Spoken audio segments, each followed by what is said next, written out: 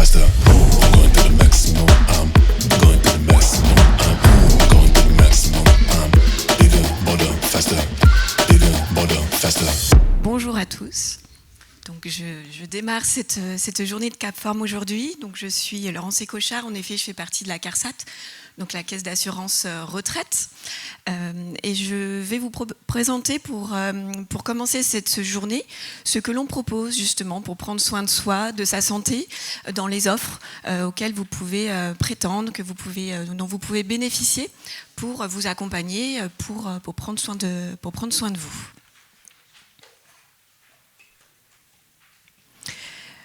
Donc, en effet, aujourd'hui, c'est vraiment autour de la forme et de l'activité physique que se déroule en particulier cette journée.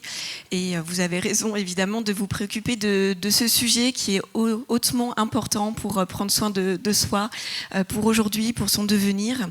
Et c'est vrai que je voulais démarrer cette présentation de ce que l'on propose comme offre par, de façon un peu plus générale, l'importance que ça peut avoir pour nous. Et c'est vrai que le nom de ma diapo, c'est « Bien vivre à la retraite, le bien vieillir », mais finalement, ça adresse à tous les âges. C'est le bien vivre tout court, prendre soin de sa santé, son bien-être. Est-ce que, je vais vous dire, ce sont les offres qui s'adressent aux personnes seniors, aux personnes retraitées à partir de 55 ans, mais les grands conseils que l'on donne sont finalement valables pour tout un chacun.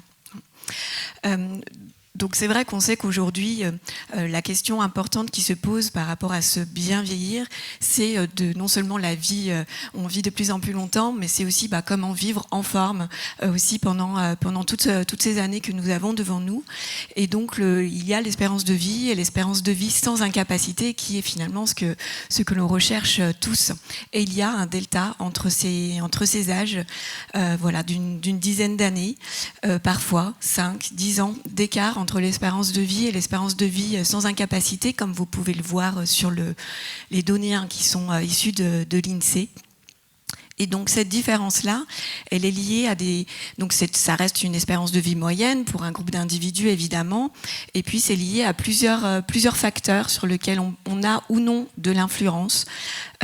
Cette espérance de vie et de vie sans incapacité, ça dépend de notre héritage génétique, des accidents, des événements de la vie, des conditions de vie aussi dans lesquelles nous évoluons, le lieu de vie, les conditions de travail, etc., l'environnement médical aussi auquel on peut avoir accès. Mais il y a des éléments aussi qui sont liés à nos habitudes de vie, de tout le jour, à nos comportements, si on fume ou pas, la consommation d'alcool, la nutrition, l'activité physique, les réalisations des dépistages, etc. Donc c'est vrai que cet élément du coup de la prévention et de prendre soin de soi aussi par ses habitudes de vie, évidemment, c'est quelque chose qui est majeur. Donc pour démarrer ce temps aujourd'hui, je voulais aborder le fait un peu dans la globalité. Qu'est-ce qu'on peut faire et quelles sont les grandes catégories sur lesquelles on a une influence ? Donc sur quoi peut-on agir pour aujourd'hui et pour demain ? Il y a plein d'éléments qui vont évidemment influencer notre bien-être, puisque tout est lié aussi. Donc si on mange pas bien, c'est peut-être aussi qu'on n'a pas le moral, ou qu'on se sent seul, qu'on a du mal à se faire des repas pour tout seul chez soi. Si on bouge pas suffisamment par rapport aux recommandations, c'est peut-être aussi parce qu'on a des douleurs, c'est peut-être pour diverses raisons, donc tout est lié et il est difficile de prendre les éléments vraiment séparément les uns des autres. Donc il y a ces grandes catégories, prendre soin vraiment de sa santé au sens propre, le suivi médical, prendre sa santé en main pour éviter certaines maladies ou d'avoir en tête les dépistages auxquels on est convié systématiquement ou bien qu'on doit nous-mêmes penser, comme par exemple le contrôle dermato, des choses comme ça, où c'est à nous de faire la démarche, ophtalmo, etc. Donc tous ces éléments sont importants, même si parfois on repousse dans le temps, on fait un peu l'autruche, on a peur de savoir, etc. Mais c'est quelque chose qui est important. Il y a des notions de stress et de sommeil qui influencent aussi directement notre santé. Donc même si on ne décide pas de ne plus être stressé, que ce n'est pas quelque chose comme ça qui se décide, il y a quand même des éléments favorisants sur lesquels on peut également jouer. Le fait de bouger régulièrement, évidemment, de bien manger, d'entretenir son lien social, Bien sûr, ça influence, comme tout le monde le sait, le bien-être du quotidien. Hein, on est des êtres sociaux, les êtres humains, on a plus ou moins, selon notre personnalité, besoin de contacts fréquents, mais ça fait partie d'un nécessaire, même si on a plutôt tendance à être solitaire de tempérament, on a aussi besoin des autres, surtout dans ces périodes-là, où on est moins bien, où on a moins le moral. C'est pas le moment où on va pouvoir aller chercher à créer des relations. C'est quelque chose dont on doit se préoccuper aussi quand ça va. Hein, et c'est quelque chose qui demande aussi un travail, de se créer ces occasions-là, d'entretenir les relations. Et si on attend que ça vienne des autres, voilà, ça marche pas forcément comme ça. Ce serait un idéal, mais c'est à soi aussi d'y aller, de prendre son téléphone, de se déplacer, de prendre des nouvelles et d'aller pousser un peu ces relations aussi avec d'autres personnes autour de soi et de les entretenir. Donc c'est important pour le bien-être, pour la santé mentale, mais je reviendrai un petit peu tout à l'heure aussi pour la mémoire. Hein. Comment peut-on garder une mémoire efficace, une mémoire en pleine forme, si on a peu d'occasions de discuter ? Comment, si on entend des informations, qu'on est curieux, qu'on apprend des choses, mais qu'on n'a pas l'occasion d'en parler, de les utiliser, de les mettre en œuvre, il va manquer quelque chose dans mes étapes de mémorisation, et forcément ma mémoire, elle va aussi pâtir de ce manque de contact. Donc ça fait pleinement de partie aussi le lien social de ce qui va avoir une influence sur ma santé. Donc activer sa mémoire, évidemment. Et puis aussi, on ajoute aussi la notion de l'habitat. Alors, non que c'est un lien direct sur la santé, mais c'est un lien sur le bien-être et sur la qualité de vie aussi du quotidien. Quand je suis en forme, tout va bien, mais si à un moment donné, je me fais mal à un pied, que je peux plus monter mes escaliers comme je le faisais auparavant, eh bien, je peux être bien embêtée chez moi. Et donc, anticiper son habitat, ça peut être pour ces moments ponctuels où peut-être qu'on s'est fait mal ou qu'on a dû se faire opérer et que ça devient plus compliqué dans son quotidien.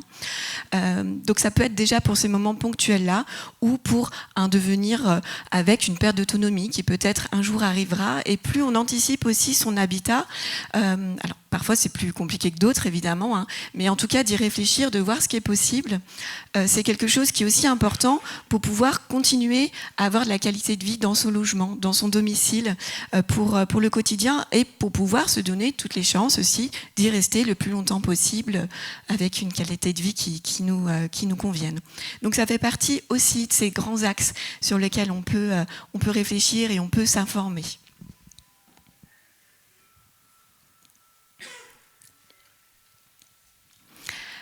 Alors, par rapport à tous ces éléments, il y a un certain nombre de sujets comme l'alimentation, comme l'activité physique ou même les habitudes pour prendre soin de son sommeil, comme éviter les écrans le soir, comme le fait des exercices de respiration qui peuvent nous être utiles, le fait de bouger pour se dépenser dans la journée qui va nous aider aussi pour le soir.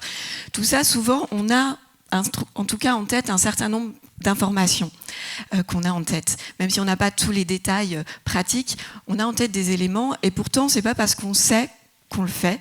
Hein, c'est la différence entre la théorie et la pratique, on connaît tous ça. Ou alors on prend des bonnes résolutions et puis à un moment donné, voilà, on lâche l'affaire, on arrive en fin d'année, et après en janvier, on peut être dans cette dynamique-là des bonnes résolutions. Et parfois, le delta entre les habitudes du quotidien et l'idéal de la façon de bouger ou de manger, il est tellement grand que si d'un coup, on veut appliquer quelque chose qui est très loin d'où on en est aujourd'hui, on ne va pas le tenir dans le temps. Voilà, donc ce qui a été repéré comme les 3 super pouvoirs entre guillemets qui sont indispensables pour pouvoir avoir des bonnes habitudes de vie pour son bien-être et sa santé, ce sont ces trois éléments-là que j'ai notés. C'est déjà avoir en tête les options, les choix qui sont possibles, hein. Donc c'est en termes de santé aussi, de traitement, etc. Mais être informé sur comment ça peut se passer, pouvoir faire ce choix-là, et puis aussi avec cette notion d'avoir confiance, et on retrouve un petit peu sur celle d'après, ça dépend aussi comment qu'on se perçoit soi-même. Si d'emblée on ne se sent pas capable d'arriver à adopter ces nouvelles habitudes, en effet, on n'en sera pas capable parce qu'on en est déjà convaincu soi-même. Donc l'image que l'on a de soi, de sa capacité à arriver aussi à faire ce changement et à maintenir, sinon également dans le temps, ses habitudes, c'est lié aussi à ça, hein, à notre estime de soi. Est-ce que ça vous parle, ce que je vous dis ? Oui ? Ouais. Donc la façon dont on se perçoit, là, la petite image, c'est un chat qui se regarde dans le miroir et qui se perçoit comme un lion. Voilà. J'aurais pu en mettre une autre à l'inverse, le chat qui se perçoit comme une souris. Voilà, on voit bien qu'on ne se voit jamais dans le miroir vraiment comme on est, pleinement, et parfois on peut même être surpris des remarques de notre entourage sur la façon dont eux, ils nous perçoivent. Mais en tout cas, cette façon dont on se perçoit, de notre capacité à y arriver, à bouger un peu plus souvent, à bouger avec plus de diversité, à consommer peut-être plus de légumes dans son assiette, si déjà on part du fait qu'on n'y arrivera pas, on n'y arrivera pas. Voilà, donc c'est quelque chose qui doit forcément partir de nous, de qui on est. Donc c'est pour ça qu'il n'y a pas non plus de recette miracle qui va à tout le monde. Et quand je décide de prendre soin de moi et de veiller par exemple à mon sommeil, eh bien c'est à moi-même, à partir des informations qu'on me donne, des bonnes recommandations, aussi de me dire bon, de quoi je me sens capable aujourd'hui, et puisque mon objectif c'est d'arriver là, quel est le premier petit pas que je peux faire pour déjà y arriver, et que cette première marche que je franchis, que je puisse la maintenir déjà dans le temps. Parce que si je me mets un objectif très haut et que j'arrête au bout d'une semaine, vaut mieux avoir un objectif qui me semble plus proche de ce que je me sens capable d'arriver. Ça sera déjà forcément mieux pour ma santé et mon bien-être. Et cette marche-là, peut-être que je vais pouvoir vraiment la maintenir dans le temps. Et donc c'est ça qui va être important aussi dans le fait de maintenir de bonnes habitudes de vie et dans le fait de changer. Voilà, donc il y a des éléments déclencheurs, on va avoir nos motivations, on peut faire le point aussi là-dessus. Qu'est-ce qui fait que j'ai envie de changer ? Qu'est-ce qui fait que j'ai envie de réfléchir à mon habitat ? Peut-être que c'est pour me dire justement, moi je veux rester le plus longtemps possible chez moi. Qu'est-ce que je peux, même si aujourd'hui tout va bien chez moi et je suis à l'aise chez moi, si j'ai des difficultés un jour, qu'est-ce qui va me poser problème dans mon logement ? Quelles solutions existent ? De travaux, de petits matériels ?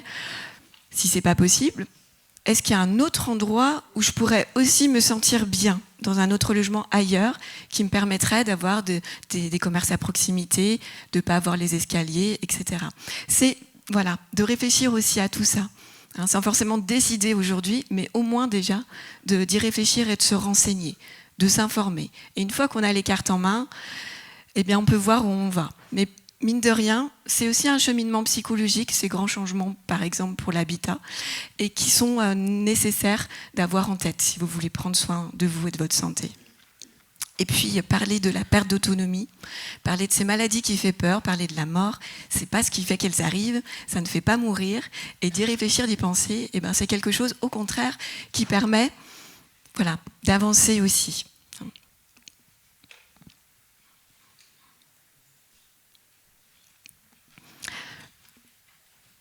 Donc, je vous ai noté cette petite phrase, on dit qu'il faut prendre son mal en patience et si l'on prenait notre bien en urgence. Voilà, pour le petit... parce qu'on peut toujours repousser aussi et de se dire, oui, demain. Oui, on verra en janvier. Voilà. Donc on peut toujours le repousser.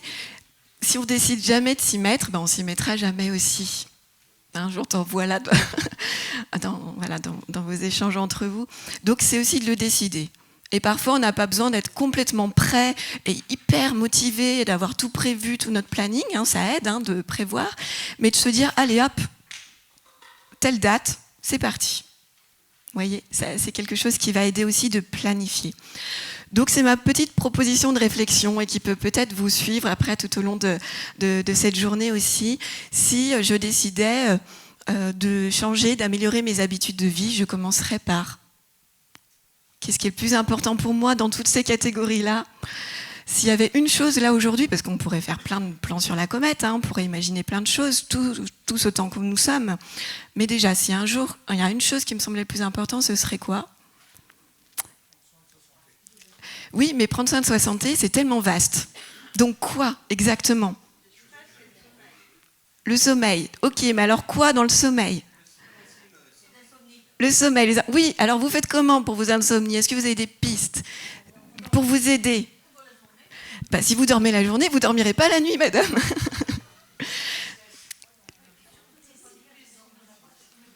J'ai pas entendu. Ah, alors oui, si on anticipe qu'on va pas dormir, c'est sûr qu'on dormira pas. C'est comme ce que j'ai mis tout à l'heure. Si on dit qu'on n'y arrivera pas, ben on n'y arrivera pas. Si on ne se rend pas capable, ben on n'en sera pas capable. Hein, donc il faut aussi se convaincre soi-même et trouver la marche à franchir. Donc là, c'est pareil. Si on dit que de toute façon, c'est une fatalité, bah, ça sera une fatalité. Hein. Mais il y a des pistes, des choses qu'on peut essayer, même si tout n'est pas facile et qu'il n'y a pas de recette miracle. Il y a des choses quand même qu'on peut tenter ou qu'on peut remettre au programme parce qu'on les a arrêtées. Hein, pourquoi pas. Donc je vous laisse méditer cette phrase-là en ayant en tête un peu toutes ces catégories-là qui font partie de tout ce que l'on est. Être humain, on a tout ça dans notre vie, hein, si on doit faire un résumé, et tout ça a une importance pour notre bien-être et pour notre santé. Donc vous voyez, je vous ai même proposé des petits verbes pour vous aider. Pour améliorer ma santé, mon bien-être, j'aimerais surtout réussir à ajouter plus de légumes, de sport, de papillotes. Pour le plaisir, pourquoi pas. Peut-être pas un paquet d'un coup, par contre. Mais donc, dire « à ». Parce que parfois, le relationnel, c'est compliqué aussi. Et parfois, on a besoin de mettre des limites ou de pouvoir exprimer nos besoins aussi à nos proches pour pouvoir être bien avec soi-même. Et que ce n'est pas forcément quelque chose qui est évident. Et ça fait partie de la santé en général. Donc, dire « à », savoir dire non, ça veut dire oui, voilà. Mais ça fait partie aussi des éléments qui ne sont pas simples et qui peuvent faire partie de ces éléments, de ces petites résolutions, entre guillemets, qu'on peut se donner. J'aimerais surtout réussir à m'exercer à... Ça vous parle, celui-là ? M'exercer à découvrir quelque chose que je ne connais pas. Par exemple, la marche nordique. Vous connaissez. Qu'est-ce que vous ne connaissez pas que vous avez envie de découvrir ? Une langue vivante.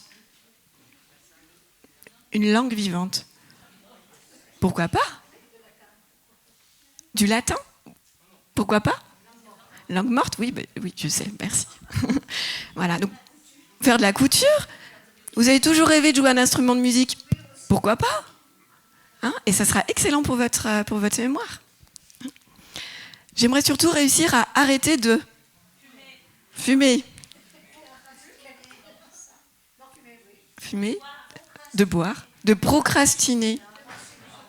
Procrastiner, vous mettez une date, tel jour, telle heure, je fais comme ça. J'aimerais réussir à prendre rendez-vous pour faire un test auditif.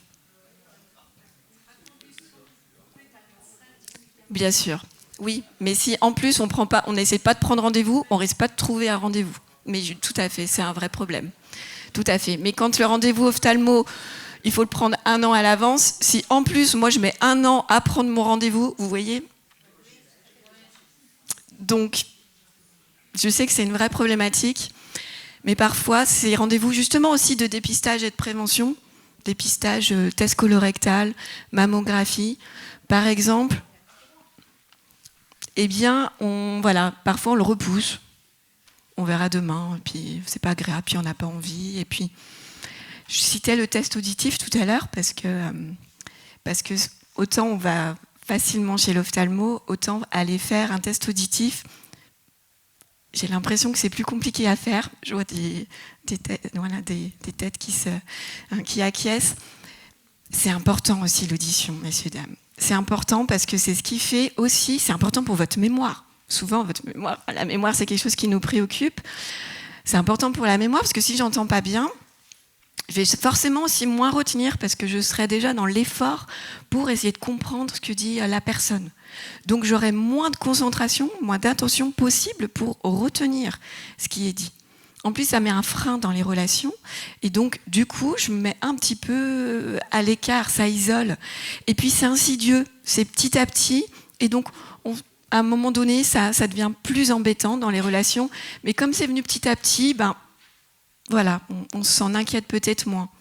moi je vous encourage vraiment à le faire et à voir ce qui est possible pour corriger votre audition. Parce qu'en plus, plus on attend, plus on commence à voir pour un appareillage auditif, alors qu'on a déjà une perte auditive qui est importante, plus on a de difficultés à s'adapter aussi à l'appareillage. Donc, n'attendez pas. Oser. J'aimerais réussir à oser. Aller vers les autres, par exemple. Draguer. Tout à fait, madame. Tout à fait. Oser quoi? Oui, aller vers les autres. Parler. Parler en public. Vous voulez que je vous donne le micro? Comme ça, ce sera fait. D'autres choses. Oser. Ça peut être découvrir une activité, nouvelle activité où je me sens, c'est quelque chose que j'ai jamais fait, que je me sens peut-être pas forcément très à l'aise au départ. Je connais personne dans le groupe, j'ose pas trop, et du coup, c'est pas facile de faire le pas, mais en même temps, même si l'activité au final elle vous plaît pas, vous pourrez être satisfaite de dire, j'y suis allée, je l'ai fait. Hein, et là, vous vous verrez dans le miroir comme un lion. Hein, et pas comme une souris, voilà. Vous pouvez vous mettre comme ça des petits défis. Oser, apprendre à la satisfaction aussi pour soi de l'avoir fait. Donc voilà quelques verbes, si vous avez envie de les noter, pour les faire tourner un peu dans votre tête et voir de quelle manière vous pouvez vous en saisir pour prendre soin de vous.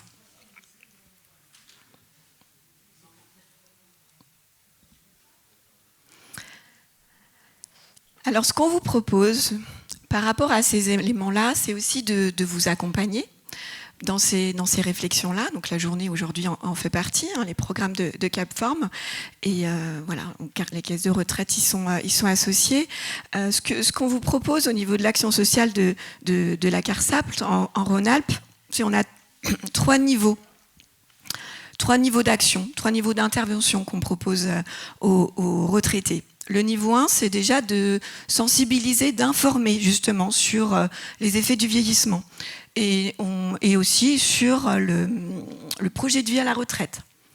On a un programme aussi par rapport aussi à ce début de vie à la retraite qui n'est pas simple pour tout le monde. Il y a des personnes pour qui c'est quelque chose, une libération, c'est un épanouissement, et puis pour d'autres c'est le contraire. Et parfois on imagine que ça va être comme ça, et en fait on ne le vit pas de cette façon-là. Donc c'est pas forcément évident. Donc on a ce premier niveau 1 pour les nouveaux retraités. On a aussi un niveau 2 qui est des actions de prévention et des entretiens conseils en prévention. Je vais vous le développer ensuite. Donc plutôt pour des personnes qui sont dans leur vie de retraités. Et le niveau 3 s'adresse plutôt à des retraités, des personnes qui sont plus fragiles, avec du coup des aides qui sont proposées par les caisses de retraite pour des personnes qui vivent chez elles, hein, qui se débrouillent, mais qui sont un peu plus fragiles et qui peuvent avoir besoin d'un coup de main, que ce soit un coup de main ponctuel, par exemple après une hospitalisation, que ce soit quelque chose sur un plus long terme autour du coup de main pour le ménage par exemple, ou pour des repas, etc. Ou encore pour installer une barre d'appui dans une salle de bain, voilà, pour permettre de continuer à avoir une qualité de vie à son domicile. Donc depuis une dizaine d'années, les caisses de retraite, au niveau de l'action sociale, hein, donc pas le financement des prestations de retraite, mais au niveau de l'action sociale, les caisses de retraite se sont mis ensemble, se sont regroupées sous le nom Atout Prévention. Est-ce que vous avez déjà entendu ce nom-là ? Oui, non. Atout Prévention, c'est voilà. Moi, je suis la CARSAT Rhône-Alpes, mais j'interviens, par exemple, aujourd'hui et pour des actions de prévention dans ce cadre-là d'Atout Prévention. L'idée de ce groupement, c'est de pouvoir harmoniser tout ce qui est proposé et de ne pas aller chercher au niveau de l'action sociale si on est issu de la MSA, par exemple, ou de la CARSAT en termes de DORA et de gestion ensuite. Donc vous avez les petits logos, alors ils ne sont pas très très gros, hein, mais des caisses de retraite qui se sont mis ensemble pour l'action sociale. Il y a aussi la retraite complémentaire, l'Agir Carco, qui en fait partie. Et donc on retrouve 6 axes dont je commençais à vous parler dans ces actions sociales. sur le passage à la retraite, sur les nouveaux projets de vie à la retraite, les programmes de prévention, préserver l'autonomie à domicile des personnes plus fragilisées, la notion d'habitat, le retour à domicile qui est accompagné, et puis nous avons également un rôle d'aide financière, notamment pour des résidences, autonomie, pour les programmes de prévention ou pour des financements par rapport à des projets dans ces structures. Donc les caisses de retraite ne sont pas là que pour payer les retraites, il y a aussi toutes ces missions-là. Alors je vais vous détailler un petit peu plus maintenant ce que vous pouvez trouver dans nos programmes de prévention, donc au niveau du groupement et des caisses de retraite. Il s'agit vraiment déjà on est là pour vous donner des informations plus précises sur les thématiques que vous choisissez, auxquelles vous vous inscrivez. Il y a aussi vraiment cette notion d'échange qui est favorisée dans les temps qui sont proposés. À chaque fois, ce sont des actions qui sont gratuites. C'est simplement sur inscription pour pouvoir gérer le nombre de personnes. Surtout il y a des conférences, mais aussi des ateliers où il y a un nombre restreint de participants pour en favoriser la qualité. Ce sont des actions qui sont animées par des professionnels avec des référentiels qui sont établis pour garantir la qualité des contenus qui vous sont proposés. Donc il y a des référentiels qui sont établis par la Caisse nationale d'assurance vieillesse et sur lesquels on se base pour développer ensuite ces programmes. L'idée est toujours que ce soit des temps conviviaux et même si le thème de l'action à laquelle vous participez, c'est par exemple le sommeil, il y a toujours aussi la notion de convivialité et de lien social qui est présent. Et l'idée, c'est aussi que vous puissiez rencontrer dans ces actions des personnes de votre secteur géographique et de pouvoir, parfois, quand on a des ateliers qui durent 3 mois, de pouvoir vraiment nouer des liens un peu plus proches également. Et donc, ce sont des actions que vous retrouvez sur tout le territoire de Rhône-Alpes. Oui, mais il n'y en a pas beaucoup sur cet été parce que je le regarde. Le site, vous regardez le site pour bien vieillir, mais je vais revenir après.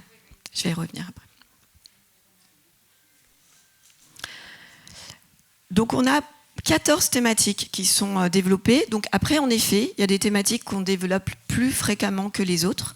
Pourquoi ? Parce qu'il y a des grands axes aussi qui sont importants, par exemple l'équilibre. Il y a aussi des demandes qui vont être différentes des thématiques qui sont plus ou moins demandées par les personnes et donc qui vont être plus fréquentes aussi dans leur développement. Après, évidemment, on est plus présent en termes de lieux dans les endroits où il y a plus de population, mais on couvre quand même tout le territoire de Rhône-Alpes. Donc, on a ces 14 thématiques sont dans 4 grands domaines. Il y a bien dans ma vie après 60 ans, il y a le bien dans mon corps, bien dans mon environnement, et puis bien dans ma tête et avec les autres. J'ai commencé à vous parler tout à l'heure rapidement de ces temps bienvenus à la retraite, donc qui s'adressent vraiment à des personnes qui sont depuis moins de 2 ans à la retraite. Voilà, parce que c'est vraiment sur ce créneau-là qu'est construit les séances. Donc si ce n'est pas votre cas, vous connaissez aussi peut-être des personnes qui sont concernées. Et donc on envoie des invitations à toutes les personnes issues de la CARSAT qui sont passées à la retraite dans les moins de 2 ans, dans ce laps de temps-là, pour les convier à un atelier, à une rencontre, bienvenue à la retraite. Alors parfois, il y a des personnes qui me disent « mais moi, je n'ai pas reçu l'invitation ». On l'envoie à tout le monde. Je vous garantis, on a tous les fichiers retraite. Alors peut-être que c'est passé inaperçu, parce que vous n'avez pas compris ce que c'était, parce que c'était dans des courriers, peut-être que ce n'était pas le moment, à ce moment-là, que vous étiez préoccupé par d'autres choses, ça ne vous a pas fait tilt, mais on invite toutes les personnes issues de la CARSAT. Alors si par exemple, vous étiez fonctionnaire, oui, voilà. On ne peut pas vous inviter parce qu'on n'a pas, nous, du coup, les fichiers là des personnes retraitées.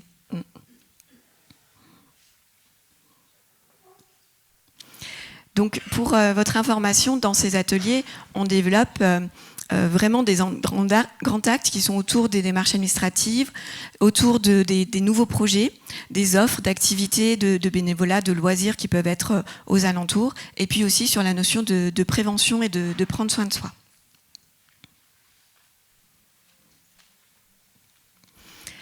Et puis dans les autres catégories, voilà, sur la notion de bien dans ma vie après 60 ans, donc il y a cet atelier Bienvenue à la retraite, mais il y a également un atelier qu'on appelle Bien vivre sa retraite, qui est ouvert absolument à tous, où il s'agit de plusieurs séances de rencontres, donc avec 15 participants environ, où on rebalaye, un peu comme je vous l'ai montré tout à l'heure, les grandes catégories d'éléments voilà, sur lesquels il est intéressant de s'informer et de s'interroger, eh bien on les reprend pendant ces séances-là, en allant justement vous informer des recommandations, des conseils, des endroits où vous pouvez également vous informer pour aller plus loin. Alors, il y a également la catégorie bien dans mon corps, j'y reviendrai juste après. Bien dans mon environnement, c'est des temps autour du logement, des temps également autour de la sécurité en tant que piéton, ou également autour de la sécurité routière en tant que conducteur. Donc il y a une possibilité de revoir aussi autour du code de la route et de revoir un petit peu ce qui a pu évoluer aussi par rapport à tout ce qu'on trouve de plus sur la route, les trottinettes électriques, voilà. Et de savoir aussi, ou par rapport aux angles morts, quand on a plus de difficultés de mobilité, au niveau du cou, etc., ça permet vraiment de refaire le point, parce que souvent le code de la route, c'est un peu loin. Donc même si on a évidemment les grandes bases, ça permet de se remettre à jour. Donc vous les retrouvez aussi. Bien dans ma tête et avec les autres, on retrouve ce qui tourne autour de la mémoire, du bien-être et de l'estime de soi. On a également une offre assurée par des psychologues sur ces questions-là, sur la gestion du stress, sur le sommeil, sur l'audition. Et puis, il y a également des ateliers d'initiation au numérique que vous pouvez retrouver. Parfois, certains participent sans savoir que c'est lié aux caisses de retraite, à Tout Prévention et à la CARSAT, parce qu'en fait, on finance beaucoup de ces actions qui sont mises en place et qui sont après organisées en local par des partenaires. Donc, bien dans mon corps, pour revenir un peu plus sur ce thème-là, qui est aussi le thème de la journée, je voulais revenir sur le fait que l'équilibre, ça fait partie des offres qu'on développe sur le territoire. L'équilibre, il faut s'en préoccuper. La chute, elle est fréquente. Il y a un tiers des plus de 65 ans qui vont tomber dans l'année. Et il y a près de la moitié des plus de 85 ans qui vont tomber également dans l'année. C'est dans les statistiques que l'on retrouve, donc ça concerne quand même beaucoup de personnes. Donc l'idée, c'est que l'équilibre, c'est lié à beaucoup d'éléments. Donc on peut en parler à son médecin, évidemment, pour comprendre ce qui s'est passé. C'est important de faire ce point vraiment médical. Et puis, pour compléter, il y a également, nous, on propose des ateliers équilibre qui durent 12 séances. Donc, on a quand même le temps, c'est pas à l'année, mais en 12 séances, on a quand même le temps de travailler, de voir un peu ce qu'il en est, de descendre au sol, se relever du sol, travailler vraiment les réflexes, l'équilibration, pour aussi se remettre en route, pour se rendre compte aussi d'où on en est. Moi, régulièrement, j'anime des ateliers sur l'équilibre, et régulièrement, il y a des personnes qui me disent « je suis venue comme ça pour voir », en me disant « pourquoi pas ?» Et puis finalement, je me rends compte je pensais pas, mais j'ai bien fait de venir parce que finalement, je pensais que tout était nickel et en fait, je suis plutôt en forme, mais je me rends compte que c'est quand même bon que je renforce mon équilibre aussi. Voilà. Donc on peut venir parce qu'on se sent fragile, mais aussi en prévention et pour renforcer tout ça. Ça fait partie, l'équilibre, des recommandations dans les habitudes d'activité physique. À partir de 65 ans, il est bon d'ajouter des temps de travail, entre guillemets, de l'équilibre aussi, parce qu'ils s'amenuisent avec le temps. Donc ça fait partie des éléments qu'il est bon d'ajouter dans ces routines, entre guillemets, de mouvement. Voilà, les conséquences des chutes, c'est physique, c'est psychologique, c'est social, c'est quelque chose qui, autant peut être pas grand-chose, une chute, mais même par exemple si on tombe et qu'on ne s'est pas fait mal, eh bien on peut rester assez marqué psychologiquement parfois, parce que c'était soudain, parce qu'on n'a pas compris ce qui s'est passé, et que du coup on peut se sentir aussi fragilisé, parce qu'il y a notre corps qui nous a lâché là d'un coup, et finalement ça peut aussi un peu ébranler au niveau psychologique. Donc l'atelier qu'on propose, l'atelier équilibre en bougeant, comme je vous disais, c'est 12 séances qui durent 1h30 à 2h. Il y a un premier temps qui est un bilan initial, c'est-à-dire qu'on propose aux participants des exercices, des petits tests pour faire un point, qui permet ensuite d'adapter aussi le contenu des séances. Et ce point-là de test, de bilan, on le refait en dernière séance, ce qui permet aussi d'échanger avec vous sur voilà comment c'était au départ, voilà où on en est aujourd'hui, quel est votre ressenti, et ça permet aussi d'avoir ces données-là qui sont intéressantes. Et on vous propose des exercices à faire chez vous, entre les séances, pour conforter aussi ce qui est fait une fois par semaine et renforcer du coup les effets. Un dernier focus sur ce côté-là du mouvement, c'était pour vous rappeler que le mouvement, c'est non seulement pour la santé physique, mais que le mouvement, il y a plein d'autres bénéfices. C'est aussi un allié de la mémoire. Par rapport à la santé de mon cerveau, le fait de bouger de façon régulière, ça agit sur la santé de mon cerveau, mais il y a également le fait que quand on utilise par exemple des objets, quand on doit s'adapter à un rythme de musique, quand on doit s'adapter à un partenaire, tout ça fait qu'on a beaucoup de données à gérer au niveau cognitif, et donc ça nous fait réellement aussi travailler nos fonctions cognitives, et donc l'activité physique, c'est aussi un allié pour ma mémoire. Donc on propose des ateliers qui allient les deux. On a des ateliers mémoire classiques, et puis on a quelques ateliers qu'on appelle mnémotricité ou corps et mémoire, où l'idée c'est de parler de mémoire, s'informer sur la mémoire, la stimuler, et aussi vous montrer que par le mouvement, par le rythme, par des coordinations, par de la gestuelle, c'est aussi très bien pour arriver à travailler sa concentration et ses apprentissages. Alors tous ces ateliers dont je vous ai parlé, vous pouvez retrouver notre programmation sur le site pourbienvieillir.fr. Alors, madame, vous disiez tout à l'heure que vous y allez et que vous trouvez qu'il n'y a pas forcément beaucoup de choses par ici. C'est ça. À Saint-Étienne et aux alentours, moins. Il y en a moins à Saint-Étienne qu'aux alentours, c'est ça ? D'accord, ok.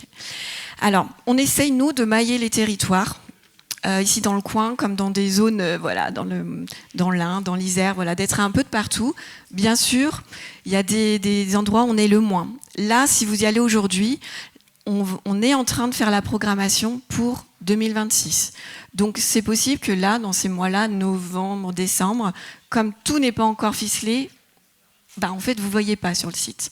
Le principe du site, c'est vous allez donc pourbienvieillir.fr et puis vous allez rentrer, trouver un atelier près de chez vous. Ça va vous demander votre code postal, votre ville, et puis ensuite, vous allez du coup cliquer, ça va vous ouvrir une carte comme ça, où vous aurez des petites cibles pour aller voir ce qu'il y a autour de chez vous. Voilà. Moi, je vous encourage à y aller régulièrement, parce que c'est mis à jour au fur et à mesure. Parfois, il n'y a rien, ça ne veut pas dire qu'il n'y a rien sur le secteur, ça veut dire que ça a déjà commencé. Et donc, du coup, ça disparaît quand ça a commencé aussi.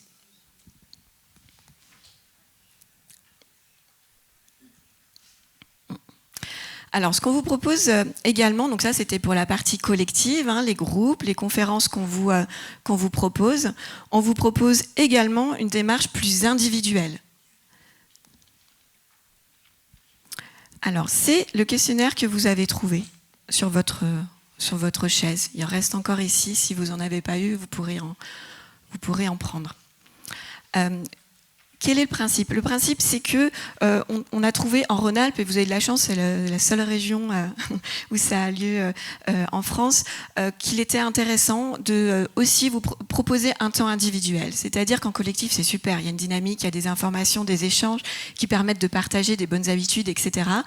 Mais en individuel, ça permet aussi de vraiment se centrer sur soi et peut-être de se redire déjà pour soi en remplissant le questionnaire. Ah oui, tiens, je ne m'étais pas posé cette question.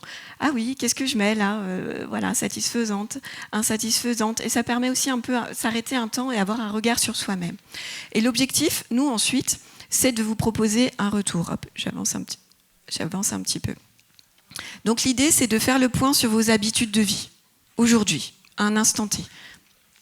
On vous pose, certains ont peut-être déjà commencé à regarder le questionnaire, on vous pose des questions sur quelles sont vos habitudes de mouvement, Où est-ce que vous en êtes dans les dépistages? Comment vous mangez?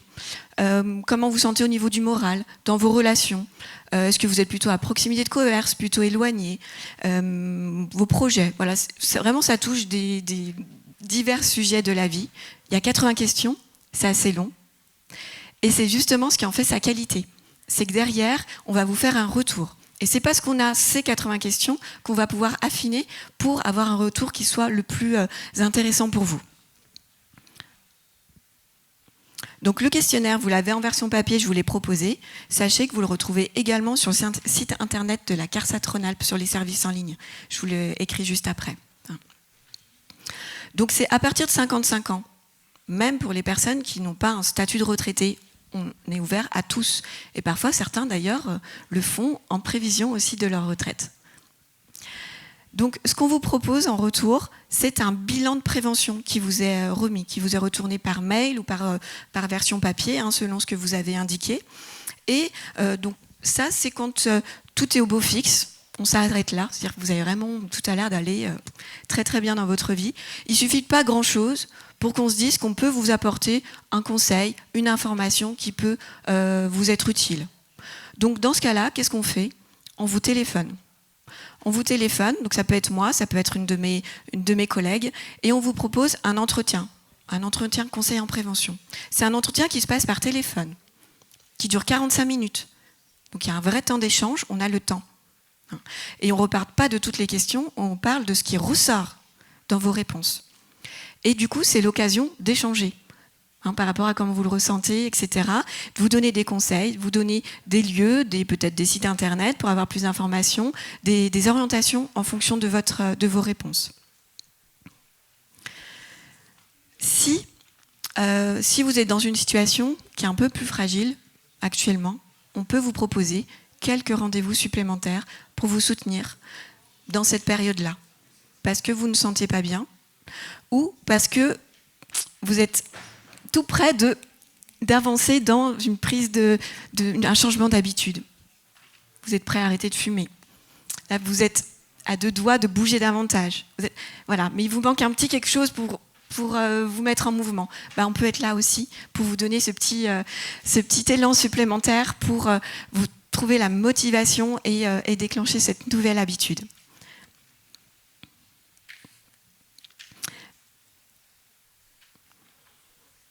Donc, ce qu'on vous propose, à partir de tout ce grand champ de la prévention et de prendre soin de soi et de sa santé, ce sont donc ces différentes thématiques dont je vous ai parlé. Il y a du présentiel, que vous trouvez sur le site pourbienvieillir.fr. Il y a du distanciel aussi, vous pouvez en trouver. Et puis, il y a cette partie individuelle, également avec le questionnaire de prévention. Donc, ce questionnaire, si vous préférez le remplir en ligne, je vous ai noté là le site internet, c'est vos services en ligne carsat.ra.fr, pardon, mais vous allez sur site carsat.ra.fr, les services en ligne, et vous allez trouver, c'est exactement la même chose, sauf que c'est la version numérique. Parfois, ça va un peu plus vite parce que ça se fait, voilà, on n'a pas besoin de nous d'étudier la réponse papier, mais c'est la même chose. Est-ce que vous avez des questions, messieurs, dames, par rapport à ça ? Alors oui, pardon, merci de votre question, monsieur, j'allais oublier. Ce questionnaire, si vous le remplissez maintenant, vous pouvez me le remettre.